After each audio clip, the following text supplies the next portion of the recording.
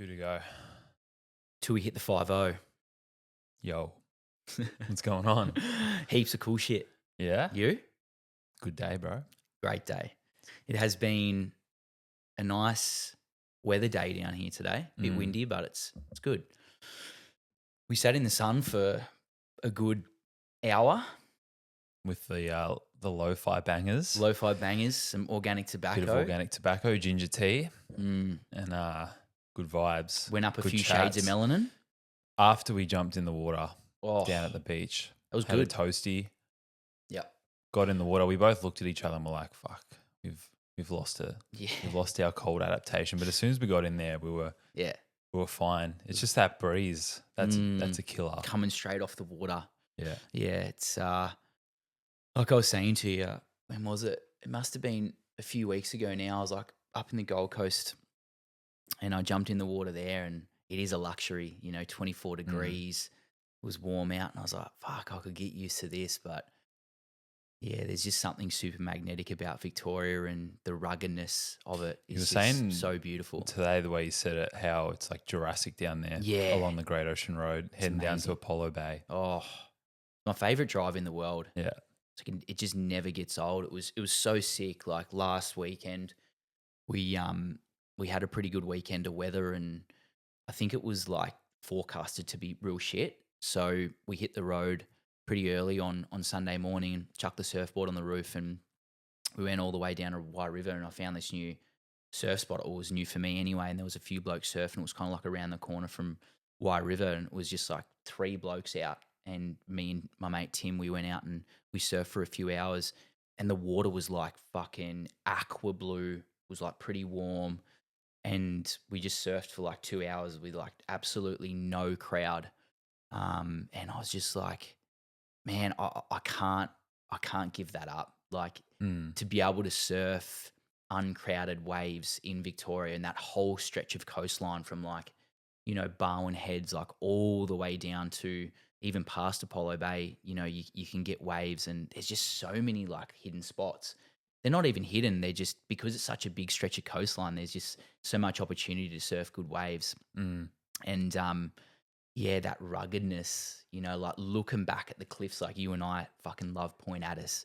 Looking back at the cliffs at Point Addis, like when you're in the water, that magnetism, it just feels so rich and untouched, and I just love it so much. Yeah, it's sick. And that's what we were saying, like no matter where you live, there's pros and cons everywhere. Yeah.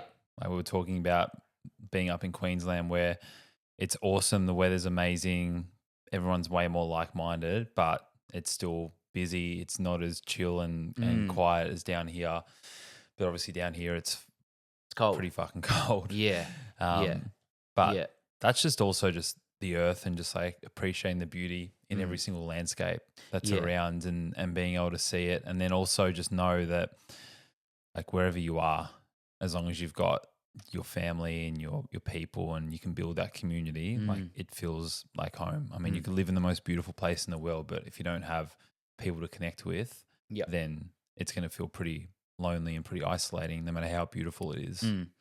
And the idea I've been pondering on recently is like the idea of internal freedom versus external freedom, and to find a place of internal freedom first, rather than relying on everything to look a certain way externally and in your environment, for then that to reflect your internal freedom, finding that internal peace, finding that internal sovereignty, and, really not even going deep, but like choosing to live with internal freedom rather than seeking external freedom. And that's what we were just talking about before with like with social media and what was coming up. There's a book that I haven't read, but I heard about it on a podcast recently, that I think it was a guy. It also may have been a woman as well. They went and meditated with Buddhist monks for like 20 years to find internal freedom, true spirituality. And basically after 20 years, the Buddhist monks said, you've done your time here. It's now time to integrate. Here's the test. We want you to live in New York City for a year, and you need to make $1 million within your first year. You can do it however you want. hustle, grind your way there? And can you remain in that internal freedom? Can you remain with that internal peace, even though your external surroundings is chaotic, crazy, demagnetizing, and so out of alignment to the spirituality that you have now, I guess, found within yourself? The external noise is the opposite representation to probably how you're feeling internally, but can you remain with that internal peace? Yeah. And I just, one of my new clients that I'm working with, she's like a perfect example of that, because on the outside, it looks like everything's amazing, so many opportunities, like a huge following. But on the inside, she feels like disconnected and lost from that. And it's, I mean, I'm sure it's the case for so many people out there that are successful. And you see it like with athletes a lot. As soon as they finish and they retire, they go downhill because they don't really have their purpose. But I think it's really important to understand like what provides your validation.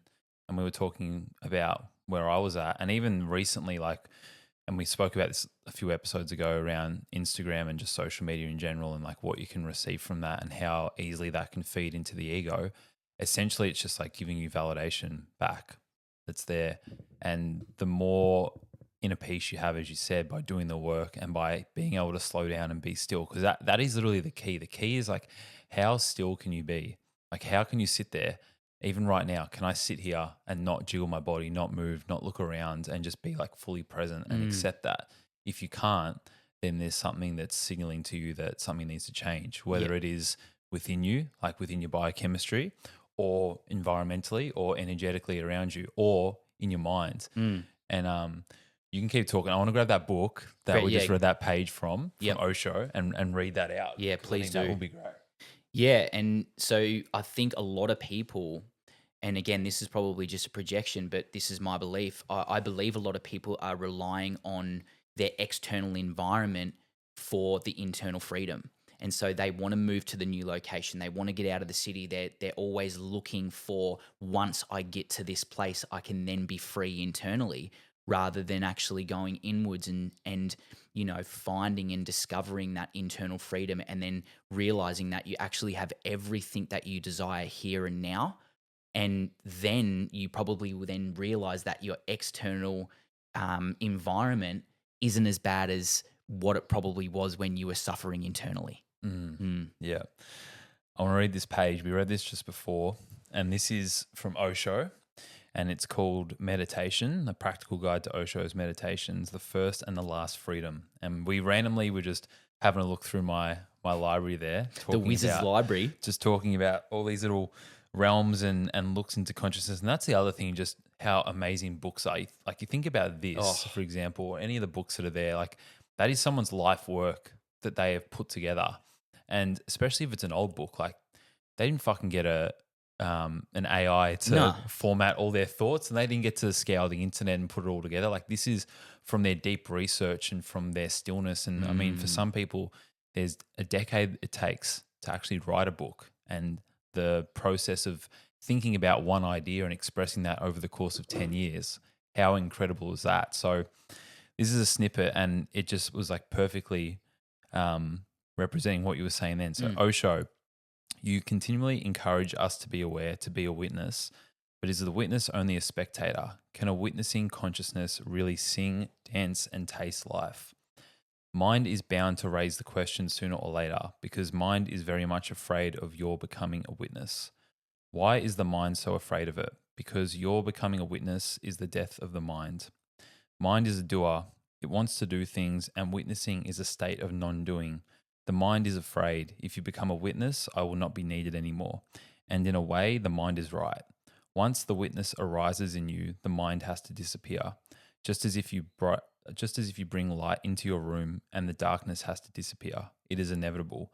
Mind can only exist only if you remain fast asleep, because mind is a state of dreaming, and dreams can only exist in sleep. And it's crazy, because like that is the representation of stillness and being able to let go. Like, the mind wants to be in control. It's the ego. And being able to let go of that is the key, and being able to embrace that. And I've had discussions with clients in the past where we talk about like where things are at and how hard things are, but then we also talk about what the process of making the change to get out of this is going to look like as well. And it's that amazing quote that says, the pain of staying the same has to be greater than the pain of change in order to take action on. But that's obviously just one aspect of it, like thinking about pain, thinking about more of a negative incentive to draw change in the first place. Whereas if you create the stillness and actually open up your mind to your intuition, then all of a sudden it doesn't have to be negative based. It doesn't have to be pain that's creating the change. It can be you actually chasing and following and trusting again. And I think that's just the key around everything that we speak about is like how much stillness and how much space can you create?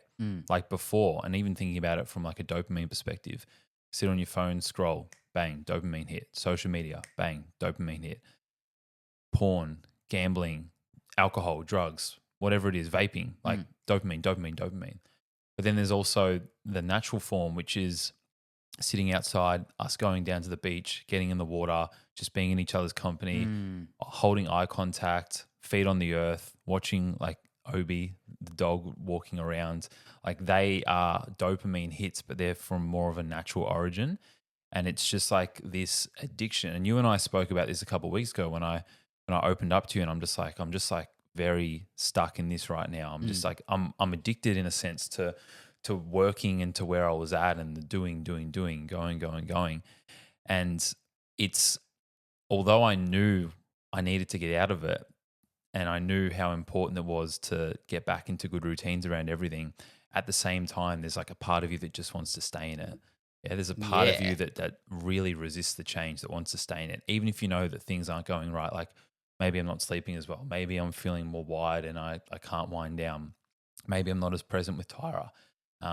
Maybe I'm just not able to actually feel like I'm in control of my thoughts anymore because I'm constantly listening or I'm constantly speaking to people and I'm taking information. So being able to like let go of that is such a skill. And every time you get into it, even though I've evolved more and more and more over time, when you're in it, you're still in it.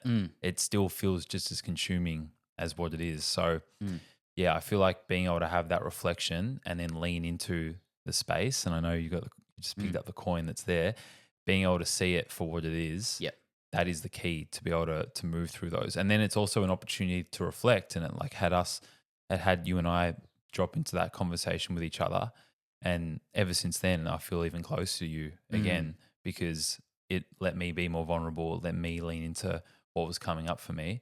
But then I also got tested because I made that video the other day and it fucking took off and I got like 1,000 followers in a few days, and I'm checking my phone again, and it's like, it's about that balance. It's about being able to appreciate what it is, but then be in that king archetype and be able to have the control over whether or not it's consuming you or whether it's allowing you to be your best self. Yeah, and like the idea of trying to run away from something when you perceive something as being bad only gives more energy to the pendulum of the thing that you're trying to run away from. And that is actually seeing things as duality, seeing things as good and bad, seeing things as black and white, seeing things as yin and yang, seeing things as light and dark. It's like the moment we choose to see the bad, the moment that the bad actually gets fed with more energy. Where it's like, if you see Instagram as the bad thing, and if you see that you're addicted to it, and it's like, fuck, I need to run away from it, the more it's going to drag you back in. And so you being in that king archetype as seeing it for what it is, not seeing that it's bad, just choosing not to play the game. Otherwise, the game will play you. And so that's non-duality. That's seeing things as like neutral. It's like the coin exists. It's like, oh, if it always lands on heads, I don't want it to land on heads. I don't want to be on Instagram. So, oh fuck, I better get rid of it. I better not play it. But it's like, it's the nocebo effect. It's exactly right. It's every thought that you have, no matter what frequency it's being sent out towards, it will have a magnet come back to it in some form or another. That's it. So we think about our man Bob Proctor and what he talks about. He's like, your subconscious is built off the repetition of thoughts that are coming in, the repetition of information that is there. So if you're waking up and you're constantly shaping your mind to see the negative, oh fuck, I've got to go to work, it's a shit day outside, it's rainy, it's cold, it's miserable, I've got 4 more days before the weekend, like you're narrowing your consciousness into the negative outcome. So what is going to happen is that becomes your baseline. So when someone does say, oh, what about this? What about all the good? What about all the positive? It feels so foreign for you and it feels so forced to be able to focus on that because you have this natural inclination to be like, fuck that, I want to focus on what's negative. And the negative in a way, and this is like the paradox of, I guess, like magnetism and energy, the more like negative attracts negative, but like negative attracts positive and vice versa. It's like like attracts like, and opposites attract at the same time. So it's not always completely black and white. It's the fact that there's this in between zone, this dance between what's coming up, and that's ultimately how aware you can be in the moment. That's it. And it's like rather than flipping the coin and like praying and hoping that it lands on the side that you want to see, it's like being okay with both sides and then choosing to be in a state of being that you decide to be in. Choosing to not even be in good or bad, just choosing to simply be. Because like the way that I also see it is like there is this darkness with the medical system. There's darkness with the vaccines. There's darkness with, you know, big food, big pharma, big tech. But it's like the more that we think that it's bad, the more energy that whole entity gets. But if you see it for what it is, that it isn't a darkness, it just is, then you can simply just choose not to be in that energy, simply not be in the game. Yeah, and it removes the fear. And exactly right, it removes the fear. Yeah, the funny thing is like a good metaphor for this is, you know, everyone should know that I'm a big Geelong nuffy, big footy nuffy. They spoke about that in 2022 when they won the flag. They're like, we've already been through getting smashed in a prelim. We've already been through losing a grand final. We've already been through that. So like, why we're not afraid of it anymore. We've accepted it for what it is. Exactly. And then that purely removes that idea. And then all of a sudden it's all about abundance. It's all about opportunity because it's only what can I gain from this. Yep. And the same thing. And this is what I have the conversation about with clients, especially when there's something chronic that's been going on over and over again. Can you actually just accept that maybe this will never change? Maybe this will be here forever. Maybe you'll always be in pain. Maybe you'll always have gut issues. Like, can you just accept that for a second? Yeah. Because as soon as you accept that, there's a complete different energetic shift in your body. Your body's not fighting against what's happening anymore. And that doesn't mean you give up, but it means that you take a different approach. Because if you continue to force and force and force rather than just actually let go and accept, then you're going to be pushed, like resistance is going to come back and push back against you. So the art of like letting go and the art of accepting in those situations, sometimes that is what actually creates the spontaneous change. Yeah. And for most people, like you think about cancer patients when they get a terminal diagnosis and they're like, you've got 6 months to live. Well, they accept that, oh, fuck, I've only got 6 months to live. I'm just going to go and live my life right now. And then they create these changes. All of a sudden, they're happy because they're not going to work anymore. They're not living in a place they hate. They're not spending time with people they don't like. They've got intention and they're choosing to live their life. And what happens energetically, that mirrors back to their body and bang, there's a spontaneous remission and they end up living another 20 years. Yeah. But there was a key word that you said in there, choosing, choice. Like, I do believe that we forget that we have a choice. We always have a choice. We can choose to show up. We can choose to be in a state of being that is in abundance. We can choose to remove ourselves from certain situations that demagnetize us, and we can choose to put ourselves in situations that do magnetize us. We can choose different careers if we really desire. Now, can you make the choice and have ultimate abundance and freedom straight away? But maybe. Or can you start making choices to get you towards living the dream version of yourself?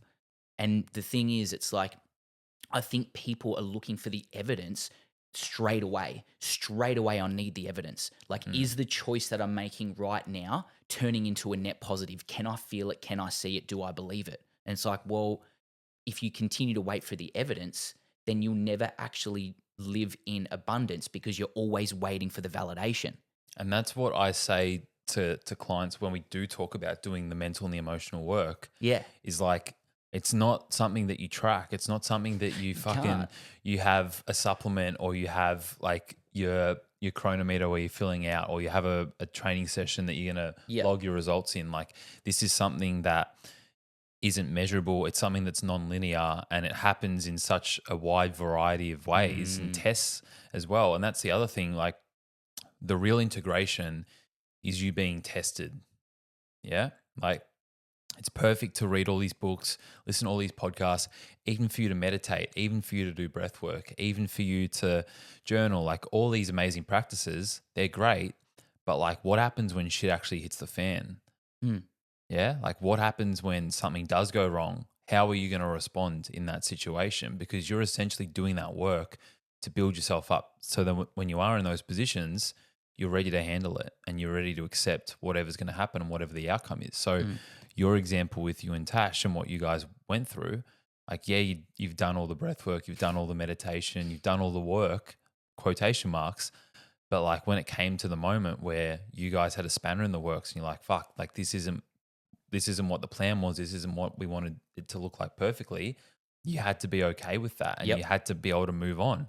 And you could have been sitting in there being like, the whole time while Tash was in that position, fuck this, we shouldn't be doing this, like this is the worst, and then giving her that energy. And then all of a sudden, like, you make a situation that you've been tested with a complete like disaster, because it not only impacts you, but it impacts how the other people around you are feeling as well.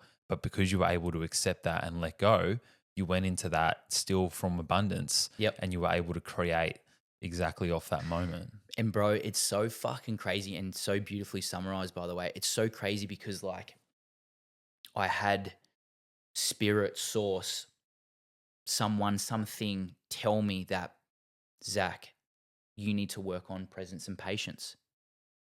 And there was just this deep knowing and this trust within me that that's something that I needed to work on, because I was feeling a lot of distractions in my life. I was feeling like my presence and patience was being robbed from me.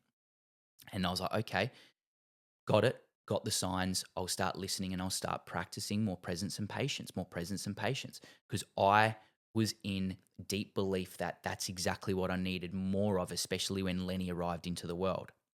But I don't think that's it. I think it was the biggest test for presence and patience when we went through the journey of going into the hospital and having an quote unquote unnatural birth. It was like, cool, you've done the work, Zach. Here's your test. Can you remain in pure presence, and can you remain patient in a very fucking chaotic situation? And the answer is yes, because I've done the work. And it's like, the goal was never to practice presence and patience in an environment that replicated and represented presence and patience. You can go to the beach and meditate all you want. You can sit around pure magnetism and pure bliss and pure beauty, and I can sit there cross-legged looking at the ocean and being like, fuck, I'm pretty present and patient right now. Here's the test. Hospital. Lights. Medication. Epidural. C-section. Over 24 hours in the hospital. No, more. 3 days in the hospital. 24 hours in the labor, and then, you know, another 2 days of being in the hospital, eating hospital food. So I still had internal freedom.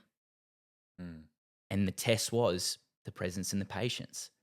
And so I think it all then comes back to intuition, because your intuition is always telling you what you need to know, is always giving you the answers, but we choose not to listen because we have too much distraction. And so we have to ask ourselves, especially if we're suffering internally, why are we suffering internally? And can I remove myself from all of the noise and start to listen to what I need? What's my truth? Where's my voice? All of these things. But how can you listen? How could you listen to your intuition when you have distraction? And so going back to your story, when you were feeling really distracted on Instagram, it's like, how can you then listen to what your intuition is telling you that you need when it's noisy? And how can you determine what is your intuition and what is your ego that's coming through? Yeah, because part of your ego is like, no, you need this. You need to keep growing your business. True. You need to keep getting more followers. You need to keep growing your school. You need to keep getting more clients. You need to grow. You need to get bigger, better. But the intuition is like, it's not as strong. It's not in your face, that voice that's coming through. So that's why you can be in a zone like that, and you can be feeling like, oh yeah, I'm like this is right. Like I'm telling myself this is a good thing. And because of the nature of the whole idea of like social media and Instagram and just technology in general, it isn't natural, as we No. know. So what does that mean? That means that in those situations, like biochemically, those pathways are being overridden. Dopamine's going through the roof, bang, bang, bang. So the presence isn't necessarily there. You're on autopilot in a lot of ways. And when you're on autopilot, you go back to subconscious programming that's there. Yep. Whereas the intuition, if I actually just stopped, went outside, slowed down, which this is the hardest thing for people, is to actually just do that, because as soon as you go out, the mind's still going and the biochemistry is still going in the same light, and you're not getting as much stimulation. So that means that there's anxiety that builds up in the body. There's like irritability that builds up in the body. So you can't sit still. You can't be present. You're sitting there, you're trying to meditate, but fuck, I got to check my phone. What did that person say? Do I need to respond to that message? I'm bored. Like, what a beautiful thing boredom is. Boredom is where creativity is born, and boredom is where you actually get clear on your intuition. But we're so afraid of the stillness because of what's building up that when we get into those moments, we panic, and our perception of time is heightened to even a greater extent, which is ridiculous when you think about it, isn't it? Like, you can sit there and you can scroll on your phone, 20 minutes can pass and it feels like it's 2 minutes. But when you sit there and you close your eyes and put a timer on for 20 minutes to meditate, that can sometimes feel like 2 hours. So the paradox of time is all based on how fast your consciousness is going. Yeah. So that's a beautiful thing that I do with my clients. And some of them, I know they hate it initially, is I'll get them to sit there and I'll get them to close their eyes and I'll get them just to breathe. And I'll get them to do that for a few minutes, just to breathe, just to notice what's going on, and then begin to bring awareness to the sensations. Like, is there tightness somewhere? Is there pain somewhere? Does it feel good? Is there memories coming up? Is there a voice in your head? Are you imagining things? Are you thinking about your to-do list? Like, what is actually the state? What is the baseline that is there? So if everyone listening just thinks about it right now, like, what are you actually feeling in your body? Like, even you and I, we're talking right now, so that our consciousness and our awareness is in our brain. But now if you think about it, like, now I can feel my feet again. I can feel my hands moving. I can feel my bum on the seat of the cushion. And that's there and available to us all the time. But what happens is when we're stimulated, and particularly with our phones, our vision narrows, pupils dilate, dopamine increases, and our perception window is tiny.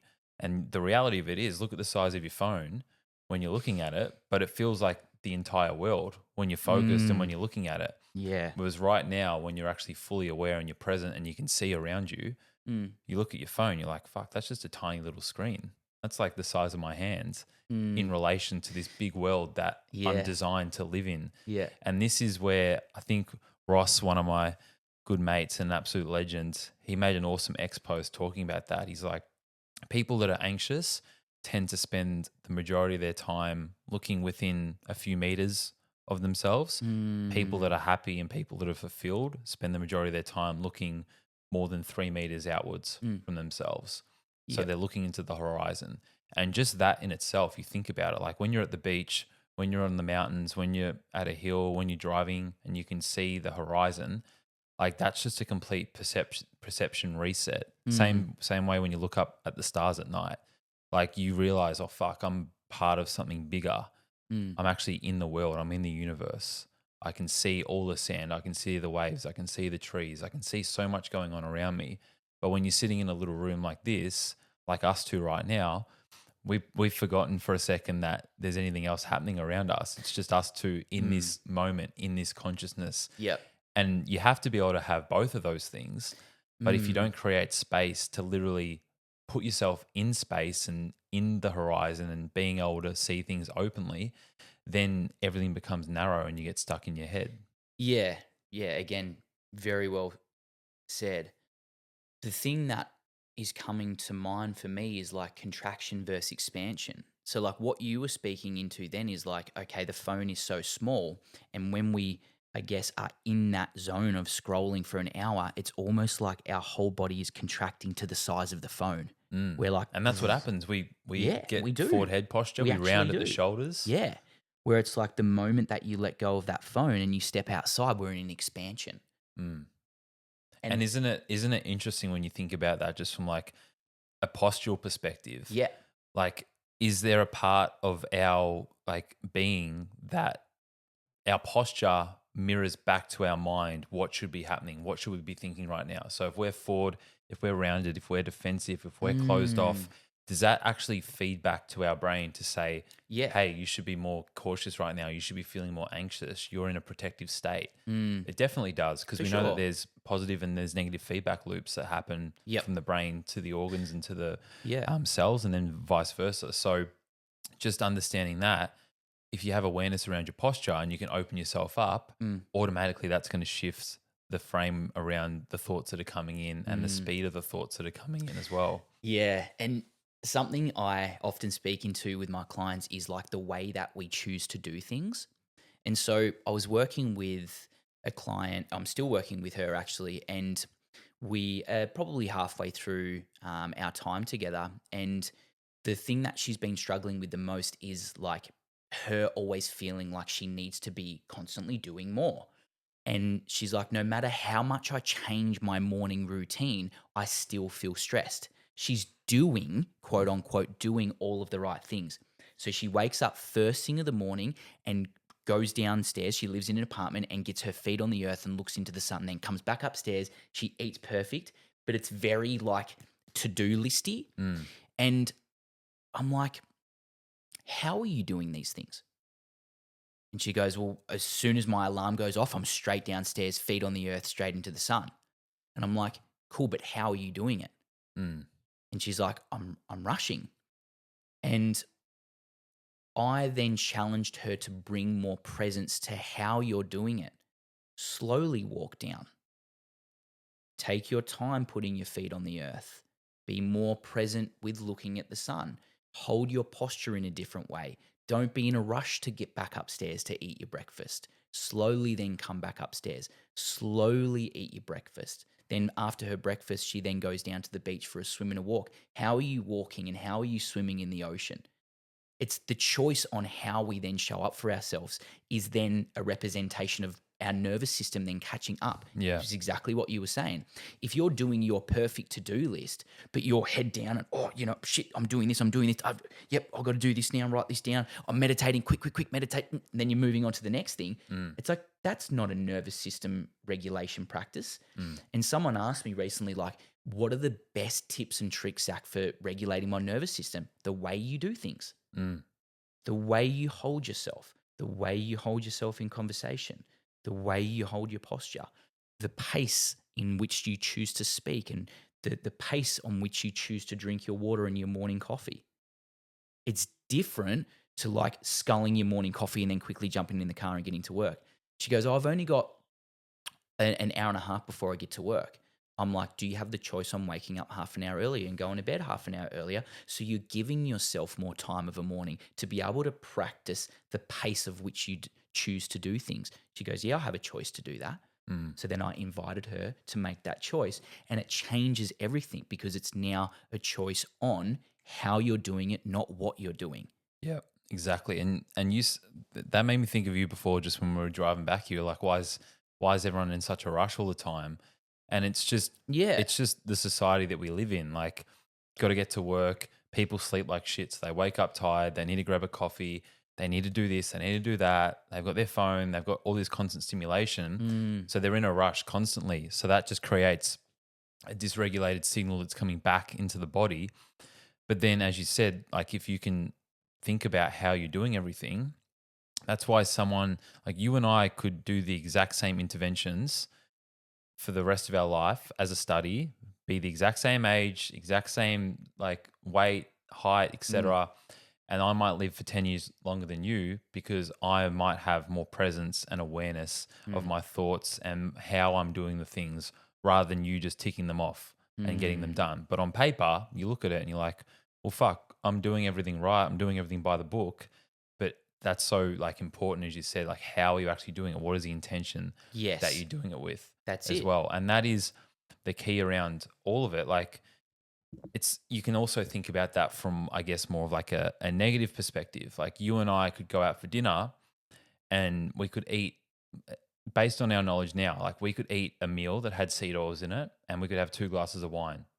And I could do it and be like, oh, this is so nice spending time with Zach. Like, we're not worrying about what we eat. We're not worrying about the food. We're just able to sit here, enjoy each other's company. I know I'm probably going to sleep like a little bit worse tomorrow because I'm having a glass of wine. I know I'm probably going to feel a bit off in the tummy, but like, that's okay. I'm doing this because I want to share time with Zach. Whereas you might be thinking, fuck, these seed oils are going to fucking get me inflamed. Like, oh, I don't know about drinking. I'm going to have a shit ass sleep tonight. I'm going to wake up tired. Oh, fuck this. Like, and that's purely the energetic and the mental state that we're in, but we're both doing the exact same thing. But how is your body receiving it? And how is the signals coming from your brain to tell you what state you should be in right now? And that's so important. I just feel like for everyone, particularly for just making it simple when you think about your mindset. Like, how many people have been in that situation? They start their health journey. It's so hard because it's so isolating, and then they're put into those positions, and then all of a sudden, bang, it's fear that comes back in. Whether it's fear of, oh fuck, I don't want to miss out. I don't want everyone to say, oh, why aren't you drinking? Why aren't you eating this? You're so extra. You're so special. Blah blah blah. Or you do it and you fit in. You don't worry about those things, but you're thinking, oh, this isn't going to be good for my health. This isn't going to be good for my gut. This isn't going to be good for my sleep, etc. So it's just being able to learn how to accept that, but then also just find the balance and understand what you need. Like, even if we weren't the same, if we weren't the same and I had poor gut health and you didn't have poor gut health, well, I obviously would need to have more awareness around doing the same thing as you, because it is going to affect me more. And that's just understanding the nuance around your own situation and what you require in the moment and in maybe a 6 to 12 month period to get yourself back on track. But once you get yourself back to a baseline that you're happy with, then you've got more freedom around the choices that you make. But if you're someone that has SIBO or leaky gut or some disease that you're dealing with, then you have to understand, okay, I can continue to be the way that I am and live and not make any changes, or I can make the changes, except that means that there's going to be a little bit of sacrifice around my freedom. But I know that if I do this properly for 6 months, I'm going to generate more freedom for myself over the next 10 or 20 years after it. And it's just that like real important paradigm shift I find, and not being black and white, not saying it has to be exactly done like this, but understanding that there's that balance and that level that's there. How much of it do you want to stay committed to? And we say the 80-20% rule is perfect. But obviously that requires you to be in a good state of health. If you're not in a good state of health, it might have to be a 95 and 5% version of that. But obviously the healthier you get, even if you get down to like 60-40, you can probably still make do with that. And what I often ask my clients is, how would you do things if? And usually for a lot of people, money seems to be a big factor. It seems to be a big driver of freedom. Or fear. You know, the idea that if I don't have enough, then I'm in lack, so I need more. And then the idea that once I have X, I'll be free. And so then I often ask the question, how would you be showing up for yourself if you had 10 million in the bank? How would you show up for yourself? What would you do differently? Oh, my mornings would be so chill. I'd like go outside and I'd put my feet on the earth and I'd have an organic cup of tea or cup of coffee. I would eat this beautiful, nourishing meal. I would do this. I would do this. I would slowly make my way to what I choose to do for myself, and my dream job is X. And it's like, oh my God, really? You do all those things? It's like, yeah, but it's how you're doing it. And so then, like, once you actually put this like metaphor of like, if you had X, you would change the way that you do things. It's like people then will constantly be waiting for X until they start doing the thing. It's always future based. It's future based. It's exactly like the reframe that I try and share with clients is them saying, oh, I can't wait to be healed. I can't wait to lose the weight. I can't wait to not have bloating. I can't wait to do this. Can't wait to do that. But you need to realize like you're actually in it. You're doing it right now. This isn't Yes. something that you're chasing. Like you are doing it. Yeah. And the realization is you can have 10 million in the bank, or you can pretend that you have 10 million in the bank. It's the same thing. It doesn't actually impact you. Now, that doesn't mean you just fucking throw it away and pretend that there's no such thing as money or bills or whatever it is. But it just shows you how much your mind will control what is going on and being mirrored back to your body and vice versa. So being able to understand that. And then I think also, which would be nice for us to finish on when we were talking about fatherhood before, why can't you look after yourself the same way that you look after someone that you love? That is like the biggest thing that I always see show up with clients, especially clients that have got like mental health issues that are showing, or there's issues around like their boundaries or people pleasing, or their values. Like, how come you can be a parent, or you can be a best friend, or you can be a boyfriend, or you can be a husband, or you can be a wife, and look after that person and give them so much love and make so much sacrifice for them? But why can't you do that back for yourself? And that comes down to what we grew up being exposed to, the conditioning from a young age, the fear potentially, the stress that's there, and our love languages and what that looks like, whether it's gift giving, acts of service, physical touch, words of affirmation.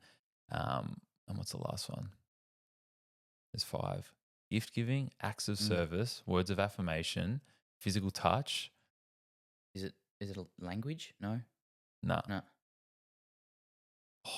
It'll come back to me. Yeah. Anyway, but depending on your love languages, they will dictate how you receive love and how you show love.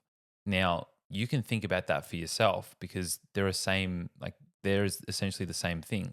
It's quality time, the last one, Nice. number 5. So based on your love languages from how you receive love from other people, how do you receive love from yourself? How do you show love to yourself? And this is the little trap, because even in relationships, and whenever I've got clients that have relationship struggles, well, I say, like, have you guys worked out what your love language is? Have you worked out how you're showing your partner love right now? Have you seen how they're showing you love? And a really good exercise to do is like get them to write down all the things that they do to show you love. You write down all the things that you do to show them love. And then you write down all the things that they do to show you love, and they write down all the things that you do to show them love. And then you look at what's there, and you bring together, and you're like, fuck, 90% of the things that I think I'm doing to show you love right now, you're not even receiving. You're not even aware of that. You care about this stuff, and the stuff that I'm really wanting, you're not giving me that, but you think you're doing it in a different way. And that is so important to work through and understand with someone, because it's like you're banging your head against the wall. It's not being received the right way. And that doesn't mean that you have to purely abide by those, and you can learn to adapt, and you can learn to evolve your own love languages in a relationship dynamic. But that's really important to mirror it back to how you look after yourself. So what is it that you're doing for yourself? Like, if words of affirmation are a way of you receiving love from other people, well, do you tell yourself that you're doing a good job? Do you tell yourself that you're proud? Do you tell yourself that you're grateful? Do you tell yourself that you love yourself? If it's physical touch, do you use a trigger ball and massage? Do you go and do a sauna? Do you go and lay in the sun? Do you go into the water? Do you do things that physically nurture your body? If it's gift giving, do you spend money on yourself in a way that's allowing you to become your healthiest? Are you creating more abundance? If it's acts of service, do you spend time going and learning, doing a course, getting coaching, making sure that you're like going getting a professional massage from someone? And if it's quality time, are you able just to sit there and block off 2 or 3 hours on your calendar and not have anything to stress about, no distractions, and just be present with yourself and sit outside in the sun or go for a nice walk? Like, how many people have thought about the way that they love themselves the same way that they love their partner, or that they love their child or their friends? I find that's like really fascinating. And obviously for you now as a new dad and going into fatherhood, like, you can see how much you care and how much you love for Lenny, but how does that then reflect back to you and make you understand, fuck, do I actually talk to myself like that? Am I hard on myself compared to how I'm hard on my son? I feel like that's so important for people to be able to understand. And the thing that I believe people often struggle with is they give themselves all of those things that you mentioned when they are in a good state of being. But when they're in a lower state of being, they do the opposite. And we spoke about this a few episodes ago. So it's like when you're in the highest version of yourself, you will give yourself grace, love, gratitude, peace, presence, stillness, words of affirmation, physical touch with, from yourself. If it is going into the ocean or being in the sun, it's like, oh my God, like things are feeling so good right now. I'm giving myself everything I desire. But then when all of a sudden maybe fear kicks in or anxiety or self-doubt, you then do the opposite. So then you become really low in states of being, but it's still a choice that you're making in any given moment. And so then when you are in those lower states, I always say that's when you probably need to give yourself more The of most. it. Exactly. Yeah. And so it's really, really interesting with like my relationship with Lenny, because the more I am present and still, the more love I'm able to give and the more love I'm able to receive. So in the presence and the patience with being with him in the times when he's crying, make the times that when he's laughing and smiling feel a lot better. And so and I was saying this in the car, if I was feeling really stressed when he was crying and needing love and I was like trying to force it, then it would only create more states of stress. And so then when it's like it gets to those the times of like when he is smiling, it's like, oh, finally he's better. And so it's about then being able to remain with love, with stillness, with peace, with presence, with all of those things, no matter what state of being he's in as well. And also giving him more when he probably needs more. And then therefore, it's like when he then is in this higher state, when he's smiling and goo-gooing, gara-garing, I like feel it even more, if that makes sense. Yeah, for sure. And And it's, and as you said then, like the timing around how you look after yourself is so important yeah, because it's when things are going wrong, how easy is it just to fall back into, oh, fuck this, like this always happens. Like you have these absolutes yeah, around your inner dialogue that's there. And I get so many of my clients to think about that. Like, how do you actually talk to yourself just in general? Like, in general, how do you speak to yourself? Do you speak to yourself with love? Do you speak to yourself like you're someone that you care about? Or do you speak to yourself like you're someone that you're in a poor relationship with yeah, or that you're in a toxic relationship with, which a lot of people do. And then ultimately, when things go wrong, like that's when those absolutes take over. So call yourself out on that in the moment. mm, And how much presence can you have around the language that you use? So mm, even if you fuck up, like, are you going to respond to yourself in a way where, of course, you fucked up? Like, you do this all the time. You're the worst. mm, I hate you. I hate this. I hate my life. Or can you speak to yourself with love and the exact same way you would speak to Lenny? Like, it's mm, okay, mate. Like, you're learning. You did your best. You tried. You know what to do next time. You're mm, whole. You're enough. Like, that is a real test and a real challenge because it'll be so uncomfortable to do that when your norm or your baseline is mm, to divert back to the negative. yep, And then being able to see how that shows up in other areas and becomes the mirror back to you and the reflection back to you. mm, Because if that's what you say to yourself, then you'll subconsciously be thinking, oh, fuck, I bet you Zach thinks that about me as well. mm, Or I bet you this person thinks that about me. And then that doubt can continue to come and creep in. So mm, this whole process, this whole like healing journey is about you beginning to reparent and reprogram yourself from a place of love and from a mm, place of abundance. And if you've had a tough childhood and you've had a tough like situation growing up, whether it was with family or whether it was at school or you got bullied, whatever it is, like that can remain imprinted into you.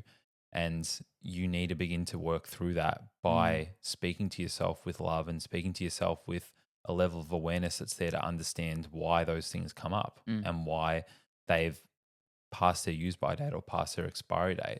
And what mm, can you actually create now from a place of acceptance of everything that's happened to you? mm, And that's like the balance between validating in the victim archetype, you yeah, could say, but then also not allowing that to consume you where you feel like, oh, fuck, everything's out of my control. mm. Yeah, and like you were saying, is the place to start then yourself first before you then give anything to others. Because if you are able to then give yourself the love and speak to yourself in a way that you're most likely speaking to others, you will then be able to speak to others in a way like without it even then being like, what am I trying to say? Without it being like people pleasing. Mm. And because a lot of the time, and this is the archetype I've come from, is I was always showing up as the people pleaser archetype to receive the love. Yeah. So I would always be the cool guy. Oh my God, he's such a sick dude. He's such a cool dude. I love that dude. That was the way for me to receive the love. I would never give it to myself. And so now that I'm able to love myself and be more in my truth, and this last 12 months has been a motherfucker, like it's been the biggest test of my whole life, being able to actually fully claim who I am and my power and my magic, is then it's shattered the people pleaser archetype. So I love myself no matter what. And therefore others can then love me for who I truly am, not the people pleaser in me. And that can be a really slippery slope as well, to seek validation and seek love from you showing up in an artificial archetype. And the people pleaser is probably the number one. And so this is where, like what you were just saying, is like probably do the work on yourself first and parent yourself first. Then you can actually look after others. And it comes back to the saying on the plane. You know, if they're in a state of emergency, fix your mask first before helping others. Yeah. And then that obviously becomes more exponential around your bigger impact on the world. Like you think about what I did and what you did and what many of our clients do that then become our mentees. They fix themselves, gotten them to such a place of health and strength and happiness. They want to begin to share that with other people. Yep. And then that inspires you to be able to do it and then learn and then become a healer or a coach or a practitioner in some capacity on top of that. And yeah, I think being able to understand the deeper purpose behind your pain and behind your story. And we've spoken about the hero's journey multiple times before and the wounded healer, but just knowing that like there is divine timing behind everything. Yep. And it's fucking hard for some people based on their situation to understand that. And I couldn't even imagine some of my clients, some of the stories that they've had, some of the trauma that they've been through. I'm like, fuck, I honestly don't know how you've gotten yourself through that, to think about that. But that's how amazing we are as human beings, to be able to survive, to be able to adapt. And then once you realize that you've been through that, that empowers you so much more to know, fuck, well, if I've been through that, I can go through this, I can push myself, and you get more belief. And you ultimately get to reach your potential as well. So, yeah, it's beautiful. Yeah, it's a great share, and I just love the fact that we're able to share our truth and speak our health language now in a way that doesn't need any structure. Like this episode had zero structure. We thought we were going to speak about some things. We're like, oh, maybe we speak about this today, but nah, I feel it's another day where we just simply press record and see what comes up. And I just feel there is something really powerful to be spoken into here about like letting things happen. Let the divine timing happen. Don't chase outcomes. Don't seek the validation. Don't need to have everything figured out or look a certain way. Like, we've never edited a podcast, never, hand on our heart. And I would say the majority of the episodes, apart from the ones with guests, have literally just been an intuitive chat. Yep. No structure, no guidelines, nothing. First ever one, we had like some slides that we wanted to have to tick off. And then after that, we're like, oh, should we do slides for this one? No, we'll just see how we go. Just see how we go. And then ever since, it's just been purely flow, purely intuition. Yeah. And it's been beautiful. And I mean, I spoke about that with Tyra and Beck because they're just starting their podcast, which will be called Wild Wellness Witches. So shout out to them. And they're like, oh my God, how do you guys not edit your podcasts? And there's other people that I've spoken to that have said that. And I'm just like, we just speak just authentically and just whatever comes up. And we stumble over our words if we say something. I mean, even podcasting in general, is tricky, because especially when you're doing a longer one, you're like, fuck, have I said this already? Have we spoken about this already? Yeah. But ultimately, it's just about us being present with each other For sure. and just being able to share the love. And I mean, Zach and I spoke laying outside in the sun before for like, and even before that, probably 2 or 3 hours, and could have had that whole time as a podcast on top of what we've already spoken about right now. But it just comes down to being able to hold yourself in a position where you just trust the flow that's coming from within. That's it. You're not trying to think about the words that are coming out. You're not trying to sound smart. You're not trying to sound funny. You're not trying to sound a certain way. You're just letting it flow. Yeah. And the more you do that, because it feels really foreign. And I remember for me, like years ago, the idea of me speaking for an hour unedited, let alone like there's the podcast I did on Monday as a guest, I was on that for like 2.5 hours just talking. Like being in those positions would have scared the shit out of me. Yeah. And like, what if I said the wrong thing? What if I didn't know what to say next? What if I forget my words? What if I stumble? And it's a process of actually leaning into the intuition. And it's very similar to the way that I work with my clients now. Over the last 2.5 years, especially with all the work that I've done with Giselle and being able to like lean more into my intuition, I used to go into every session and be fully prepared and have like all my notes there and know exactly what I was going to say and have all my cue cards and shit for my blood work and everything. And the first time I'm like, I'm just going to go into this session today. Obviously, I still know where they're at and understand and check their check-in form and check in with them throughout the week. But I'm just going to go in today and just like see how I go without having everything scripted with what I'm going to say.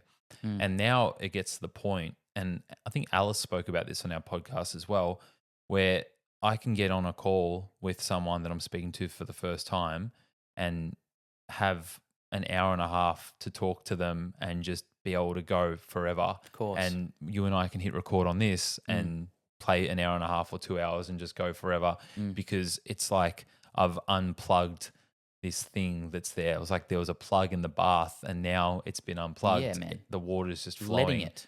And the energy is just flowing, and the information, the downloads are coming as well. But it took the initial fear and the letting go process of saying, I'm just going to let go and see what happens. I'm going to let go of control. Yep. And I'm going to begin to trust, and I'm going to begin to lean into the intuition. Yeah.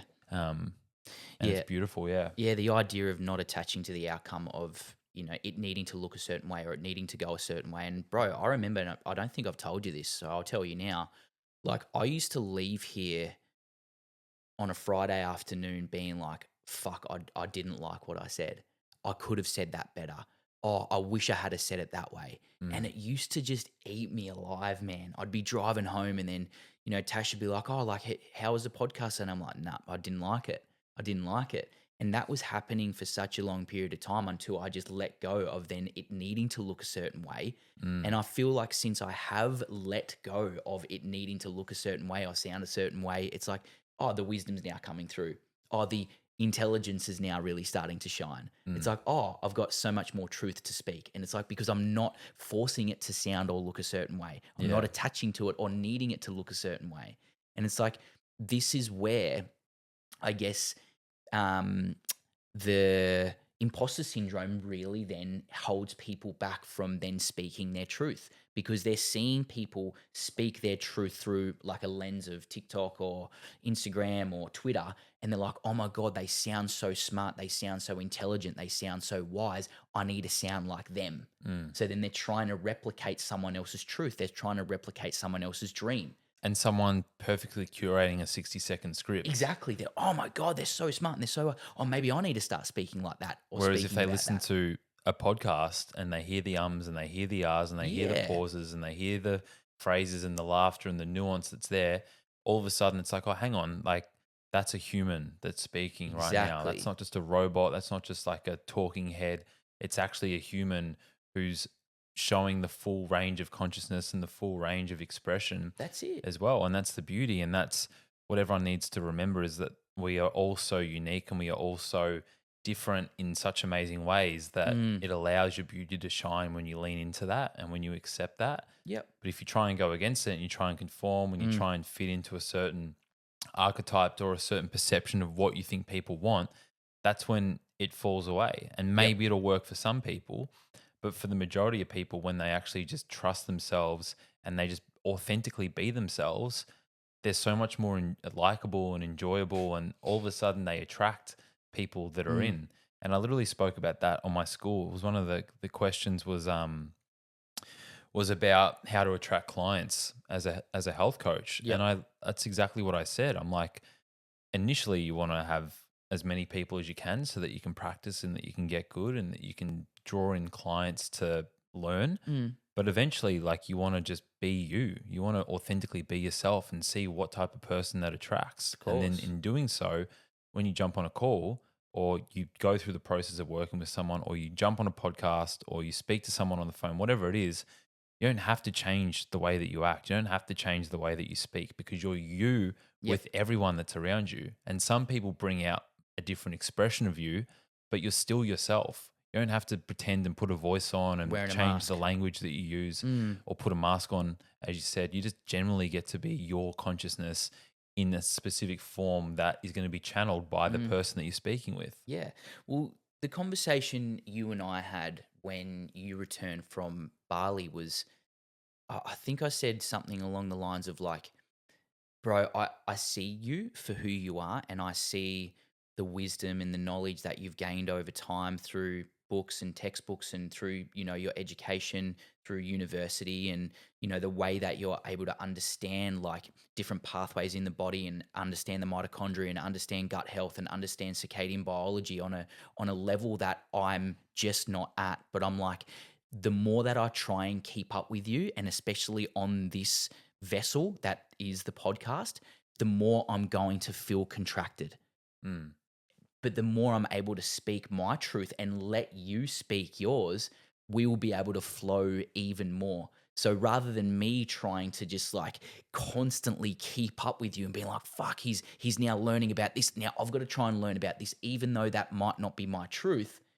It's like, it's actually letting go of the idea of needing to look like you and sound like you and be as intelligent as you and like, oh, actually, what's my truth? What's my wisdom? What's my voice? How do I sound? And so since I had that conversation with you, you were like, yeah, bro, I want you to be more of you. And I'm like, yeah, same.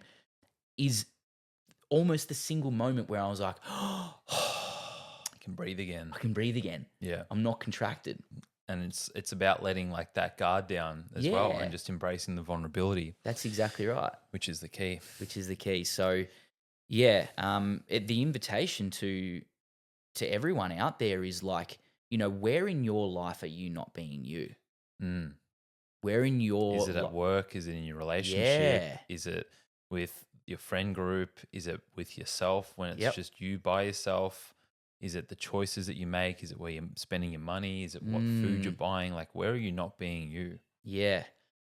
And the idea of embodiment, like fully embodying you, fully embodying all parts of you, even the parts that you don't like, because they need to come on the ride as well. The shadow, integrating the shadow into who you are. You have to integrate the fear. You have to integrate the shadow. You have to integrate the anxiety. It's not about burning those to the ground. It's actually about seeing those parts of you for who they are and embodying them as well. But there's a lot of disembodiment happening out there right now, and disembodiment through artificial lenses. And, the lens of TikTok, the lens of Instagram, the lens of Twitter, people showing up as inauthentic versions of themselves is then going to lead to misaligned results for their clients, misaligned results for themselves, because they're not able to speak their truth and embody it. So, and this goes further than just health coaches and anyone showing up as themselves on Instagram, is like, I think we need to do more of the embodiment thing and really step into our own truth and all parts of us, fully unapologetically yourself in all areas, before you then even start to speak about anything on any lens, on any platform. Because the thing that I've recently sat with is like, the last thing that I would desire is if I created content, for example, from an inauthentic place that wasn't my truth, it wasn't my language, it wasn't written by me, and someone was to see that and then come into my world and then get a version of me that wasn't that, that fucking breaks me. Yeah. Like, that hurts me inside. I'm like, oh, they're seeing a version of what they think they see through this lens, and then they see me and they go, that's not him. And I felt like I did a pretty good job of showing up on Instagram as myself, but I look back and I go, that wasn't him. And so now there's this almost like power within that I feel that I'm showing up authentically as myself all the time in all areas. And of course, there's parts of me that, you know, need to be integrated, but they're coming with me on the journey. Yeah. They're not being left behind anymore. I'm not trying to hide behind different masks or people please my way to success. Yeah. It's like, this is me. And I'm okay if it doesn't work though. I'm okay if the health coaching thing doesn't work, because it's like, I'd rather it work from a place of integrity and it burned to the ground than it didn't work from a place of inauthenticity. Oof. What a way to finish. That's Yeah. powerful, man. Yeah. Acceptance, letting go. Yeah. And just embracing the vulnerability. For sure. Of all of it. 100%. Well, hopefully that really hit home for everyone. It definitely hit home for me. I'm sure it hit home for you. Fuck what we were yeah. talking about. Always does. So thank you all for listening. As always, we appreciate all your support, all your messages, all your love. We do our best to get back to you all. The podcast is growing at a rapid rate now. Like the last couple episodes we've done have been the highest solo episodes that we've done by a mile. So hopefully you're enjoying the video content out there, and we'll continue to show up. We'll continue to trust our intuition. We're not going to force this. We're not going to try and just show up for the sake of it. We're going to make sure it's always authentic, always with love, and then it always has a beautiful intention behind it. Yeah. Well said, brother. So as always, peace and love. Peace and love.